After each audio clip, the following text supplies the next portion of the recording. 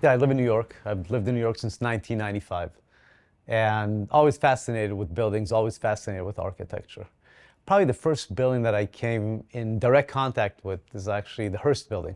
I live across the street at the time owner, and I remember when that building was coming out of the ground. It was fascinating because it was this beautiful old structure that all of a sudden, grew a building in it.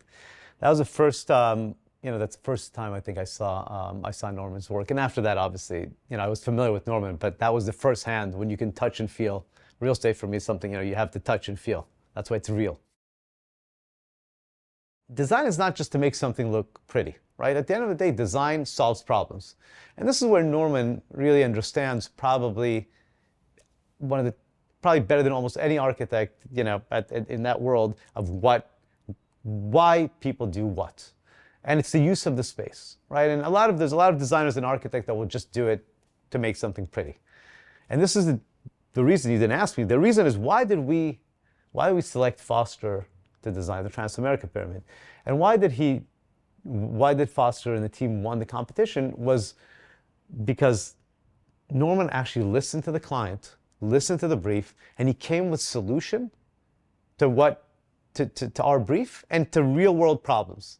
Okay, some of the other guys designed beautiful stuff, but it felt like they didn't really listen to what our brief was and didn't really take into account the usability and the issues that have to be solved. So design is here to solve problems, right? You're designing a space for somebody to interact with the space for certain solutions. So the value of good design is obviously to make sure that the interaction between the human and the space, right, is at the highest level. So I'm very fortunate. We're doing four projects with Norman and his team, and obviously at the place where Norman is in his career, he gets to work on whatever he's in the mood to work. And obviously the practice does a lot of work, and I've been very fortunate that Norman is involved in every one of our projects. We actually just came back from the foundation, and I was kind of blown away with a lot of things, but particularly about the problem-solving kind of philosophy.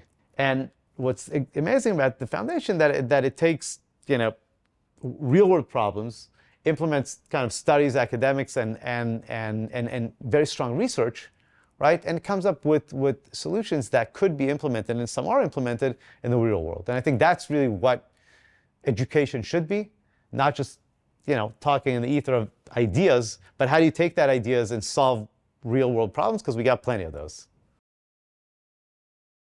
Almost everything I've ever seen is really unique kind of buildings. And more important, they solve issues that are, like, you look at the Hearst building. It's a building that solved a landmark issue, right? The building is historic, it's landmark. How do you deal with that? And how do you build a brand new structure in an old building without messing it up? Same thing with the Transamerica Pyramid. The whole thing is like we have the most unique and the most special structure, most building on the West Coast.